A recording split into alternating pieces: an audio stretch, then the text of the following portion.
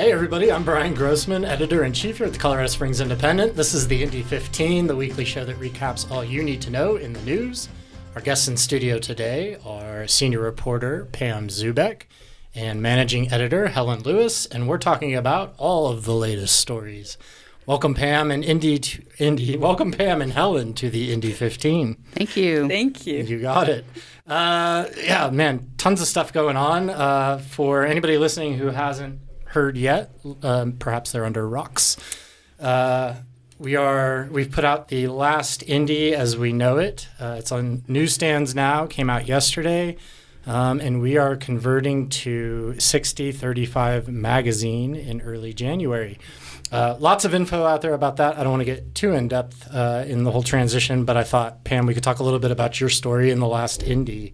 What did you write about this week? Oh, you mean about... Well, you got a couple stories. Yeah, let's talk about this one first. Okay. I talked about what life is going to be like for us and our readers going forward. Mm-hmm. And what's it going to be like? Nobody knows. Yeah, right. Well, I mean, just I don't even know where to start. We're combining all these publications into one mega publication, mm-hmm. and there's going to be a lot more components, other types of media components mm-hmm. to our reporting, to include things like what we're doing right now, yep. And other visuals and that sort of stuff. So yeah. It's going to be a new world. Yeah. And how long have you been with the Indy? Since 2009. And what does this feel like turning into something else, this caterpillar becoming a butterfly? I'm just, this probably isn't the answer you're looking for, but for me, it's like, I'm just going to keep doing what I do and see how that fits mm-hmm. into the new, because I think that really is, there's going to be more of that than, we're not completely overhauling everything. I mean, mm-hmm. I'm going to keep doing what I'm doing. And we like Pam doing what she does. So that is the answer we want to hear. Yeah, it is actually. And I think readers should probably understand that from a content perspective, if they're used to the Indy, they're still going to get what they expect from the Indy, but there's going to be more there, right, There's Helen? going to be more. Yep. And there's going to be a whole new website mm-hmm. and a lot of digital content mm-hmm. and the events that people love. And everything that they're used to is going to continue, and it's exciting. It's a lot of work at the moment, but it's exciting. There was a little bit of a sigh of relief yesterday after the Business Journal went out, so now the last Indy is out. We can focus on the first issue that's coming out again in January of 60/35. So, but yes, if you open the paper expecting to read investigative reporting from Pam Zubeck, that's not going anywhere. So we'll make that clear. Let's talk about some of the stories that you did this week. We could start with the homeless veteran who had an encounter with police. What happened there? Well, back in October, this fellow was driving down Academy and picked up a hitchhiker who was down on his luck, trying to get home from his job, I guess. And mm-hmm. so this person, his name's Dalvin Gadsden, picked him up to give him a ride. And this was 2:30 in the morning, and he proceeded south on Academy going 15 miles an hour in a 45-mile-an-hour zone. Now, I haven't interviewed Dalvin, mm-hmm. but there might be reasons for somebody to be going 15 and a 45 if you're taking someone home and you don't know where they live and you don't know what turn you're going to make or whatever. But anyway, a police officer noticed this slow-moving vehicle and then noticed that it had no license plate displayed on the exterior of the vehicle, so pulled him over. And long story short, this driver ended up taking a beating. He has an attorney now who has some credentials in the civil rights arena, who's demanding that the officers be fired and charged criminally. Mm-hmm. Turns out the Colorado Springs Police Department tells us that an internal review of the use of force in that incident was deemed to be acceptable. However, the internal affairs investigation is still pending, has not been completed. So that's where that's at. The driver was injured. His face was beat up pretty badly. No broken bones as far as I know. But he was a Army veteran and actually wanted to re-enlist, but I don't know about that. But anyway, this case I predict is going to have some legs to it. Yeah. And the police claim that there was a knife in the car, in the center in the console, cup holder, yeah. And that he was resisting arrest, wouldn't get out of the vehicle because, according to him, he wasn't sure what he was being detained for. Right. Right. They grabbed him and pulled him out. Yeah, there's body cam that we have on our website that people can look at that show the officers' activities, shall we say. But interestingly, there's also Indy actually has a report that a supervisor wrote about the incident where he was trying to make a determination if there was in fact a legitimate basis for a DUI charge, right. And interviewed people at the hospital where this driver was taken and makes a note in his report that there wasn't a basis for a DUI charge. Right. So, something about smelling marijuana when they... That was it, yeah. That was it, that everyone who handled the guy from EMS to the hospital didn't have any... didn't perceive an odor of marijuana about him. So, and you and I even had a conversation about... Because the attorney said, well, it's legal to have marijuana in Colorado, and we said, yeah, but we also put in the story that while it's legal to have marijuana, it's not legal to operate a vehicle while under the influence. And police should know, and we even said, pretty much anybody knows the difference between the smell of pot and smoked pot. So you're allowed to have the odor of marijuana in your car because you could be transporting it from the store, but you can't have a big cloud of smoke come out when they pull you over, and that would be probable cause. And he had a cigarette in his hand. The driver has a cigarette in his hand. You can see in the video. Now, you can't tell if that cigarette is a pot cigarette or a pot cigarette or a tobacco cigarette. One of those doobies the brothers always talk about. Right. Yeah. Okay. Yeah.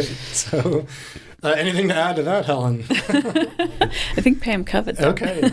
And then another jail death, El Paso County Jail. Yeah, that's 9 this year. That's crazy. We did a story in May that said there had been 11 over almost a 2.5-year period. It would have been 2021 and the almost first half of 22. Right. And here, this year so far, it's 9. Right.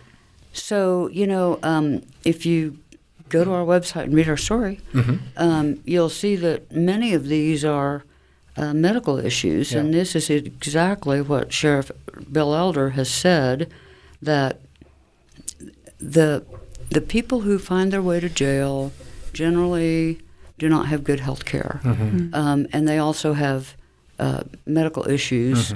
So they get people who are in pretty bad shape to begin with, and then they have an episode or they start going into withdrawal maybe, from drugs or whatever, and they're just in poor health. And anyway, so that would be a good question for our new sheriff, what he's going to do to advance Bill Elder's concept of having a more,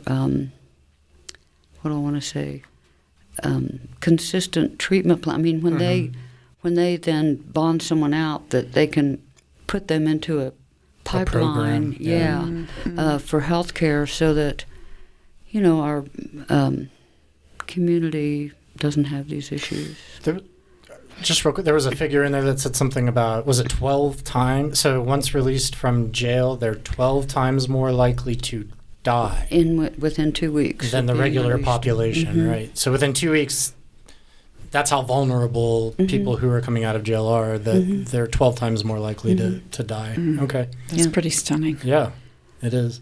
And nobody wants to really pony up the money to pay for programs and that sort of thing, so that, you're kind of stuck trying to figure out what to do for people who have these health conditions but can't pay for it. But, we do have the Colorado Springs Health Foundation that was founded by The with UC the Health money thing, from Memorial Hospital, and which was taxpayer owned, or still is, I guess, and they get payments from UC Health monthly, as well as some kind of margin share. So they have millions and millions of dollars, and they do put out grants to, that in some way address the health of the community. So there's that resource. Now, whether anyone has thought to try to channel some of those funds into that direction, I don't know. Yeah. But that's a good point. Let's talk about our local insurrectionist. Well, talk about that story. It's also in this paper, so if people want to grab the paper and give it a read. So he has a local tie. He doesn't live here. He lives in Texas. But he graduated from the Air Force Academy, I think, in 1989, as I recall. Okay, his name is Larry Brock Jr. And people probably would recognize his photo too, because it was all over national news when he broke into the Capitol with his helmet, and his zip ties. Yeah. He was very prepared. Yeah. It was. He was not going for a walk in the park. His excuse, though, was that he was going for a walk in the park. Yeah, true. Yeah, that was precious. Right. That was very precious. But let's face it, a judge in Washington, D.C. didn't buy it, and so convicted him at a bench trial on November the 16th. Of multiple charges. He's going to be sentenced in mid-February, I think on Valentine's Day. Oh, that's sweet. Yeah. Meet your new partner. And so anyway, one thing that was missing from our story was that this guy, Mr. Brock, had been a commercial airline pilot. So I did some checking to see if he was still a licensed, certified pilot, and he's not. And so I thought, I would like to know the history of his license. Because look, this is not going to, change the world, but I just wanted to know, did he surrender the license or did they take it away, pull it? Because or neither. Because pilots, commercial pilots, licensed pilots, the FAA, they actually are given psychological reviews and thank God. Analysis and stuff like that. So, I have a source that says after that type of a charge, he probably would not pass that kind of an evaluation. Right. So I wanted to know if it was actually revoked or whether he surrendered it. So I did a Freedom of Information request to the FAA. And too late for publication just yesterday. In fact, I got a response finally. And I'm going to read from it. It says, in order to release the records, we must have a signed statement from the airman authorizing release of the information to you. So, of course, that's not going to happen, right? They also would accept a court order, which doesn't apply in this case. Right. Or if this airman is deceased, then if I could provide them a proof that he is dead, and then they would consider releasing it. Okay, so none of those don't apply. So I asked if she could be more specific about the exemption from being released, and so she writes back. Exemption 6 of FOIA protects information that pertains to an individual, quote, the disclosure of which would constitute a clearly unwarranted invasion of personal privacy. Which you kind of surrender when you participate in an insurrection. When you make headlines. Yeah. When applying Exemption 6, the FAA weighs the privacy interest of an individual against any public interest in the records. In the case of the complete record for this individual, which contains personal privacy information, the disclosure would be an unwarranted invasion of that person's privacy and would not reveal any insight into the workings of the government. That was their conclusion. Now, years ago, the Seattle Times did an investigation of pilots and their driving records. And it was a powerful project. They showed that there were pilots that were drinking within 8 hours of getting into the cockpit. So when you say driving records, do you mean DUI. Oh. But they're actual automobile driving records Yes, to compare. yes. Okay, gotcha. So Yeah. violations. Yeah, so anyway, not too long after they did that project, then the law changed, and they were unable to access under the new law, they would not have been able to access the records that they otherwise would have been. And I think it was the driving portion of the records, because what they did was, they accessed that through, I think, their driver's licenses and maybe the driver. Anyway, there was a change in law. So my point is, some of these laws that protect people, I get the personal information, but, this is a guy that was wandering around in the Capitol. He's been convicted, and I think that it is sort of the public interest to know how it was that he became unlicensed as a pilot. But that's the end of that story, because they're not going to turn loose of it, and we're not going to sue them. Yeah. Or are we? That was a good segue, and you didn't even know it. Let's talk about... So, for those who don't know, 6035 Magazine is the new publication. You can see...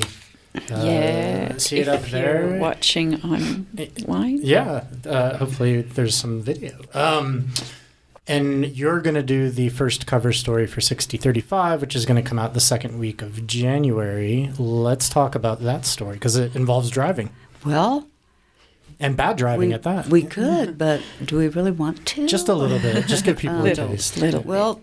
tell them what you did yesterday to prepare for this story. Well, okay, so could I have a little intro to that? Yeah, sure, go ahead. Okay, I did something yesterday that I haven't done in over 40 years, which is ride with a police officer. And this time it was your choice. No, I'm kidding. No, years and years and years ago, when I was a cub reporter, I undertook to do a story just about what it's like to be a police officer. So I rode with lots of different police officers during that time over a period of weeks, and then wrote a story about it, and it actually won an award. Where was that? What city? Garden City, Kansas. And the most exciting thing I think that happened on that, there were a couple of things, but it was a weeknight. It was like 2 a.m. Because I went all shifts. And they stopped this very prominent businessman who they made get out of the car because he was loaded. And as he was putting his hands on the roof of the vehicle to be frisked or whatever, his pants fell down. Been there. So no body cams, fortunately. So we didn't see anybody drop their pants yesterday. Not this time. But that was the assignment too. So that's kind of a bummer. But no, I was riding with an officer to sort of get a front seat view, you might say, of how people drive in this town, and it's. Speed is the thing, It's everyone is speeding, and these officers. I'm going to tell you all about it in January, but they can't be fooled, and they are equipped, believe me, to nail you, and so we're going to take a look at all that, and just the whole arena of why our roads have become more dangerous. Most dangerous, right? This was we've already broken the record for fatalities. But we're not the only one. I mean, this is not uncommon across the country, and so there's reasons for that. So we're going to get into all that, right. And without giving too much away. Yeah, I mean, wouldn't want to get beat on our own story, right? Yeah. But it has been a crazy year on the roads, and Do people behave any better when, from you sitting in the police car, are you like, this is better behavior around this cop car than when I'm driving around? Like, are they seeing as much bad behavior as is actually happening? Well, so there was a time that this is not uncommon. He told me of an instance where he was parked right in front of Doherty High School. In fact, no, wait a minute. I take that back. That was different. Yesterday, we were parked right in front of Doherty High School. We were parked right in front of the high school, along the curb, okay? A big old police SUV, marked, wasn't unmarked, you know? And some dude came flying by, you know? And, of course, got nailed. But, you know, I didn't think that he... You know, you got these sneaky cops that try to hide behind a tree and, you know, all that sort of...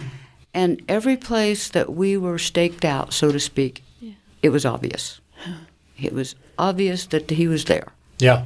People still went, flying by? Yep, yep. Yeah. It's unbelievable.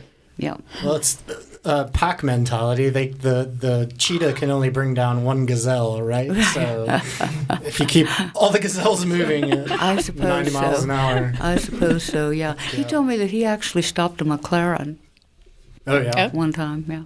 Okay.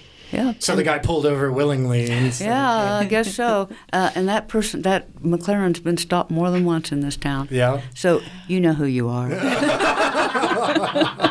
And keep your pants on. Suspenders, please. That was the public service announcement, a PSA from Pam. So. All right. Well, yeah, I do want to remind everybody about 6035 coming out. January 11th is when it's going to hit the streets. Yeah. They'll also be mailed out. You can read all about our circulation plan. Yeah.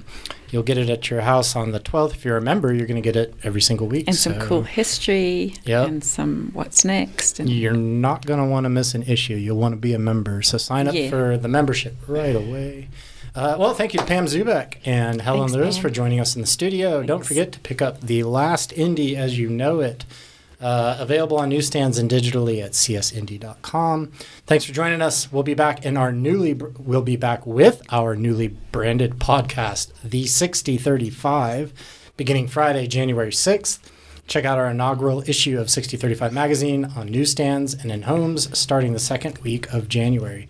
This show was produced by Dave Gardner and Nick Raven and directed by Nick Raven. The videocast is distributed by Sean Cassidy. Dustin Glatz is our art director. Amy Gillentine is our publisher. I'm editor-in-chief Bryan Grossman. Be sure to join us next week for another Indy 15.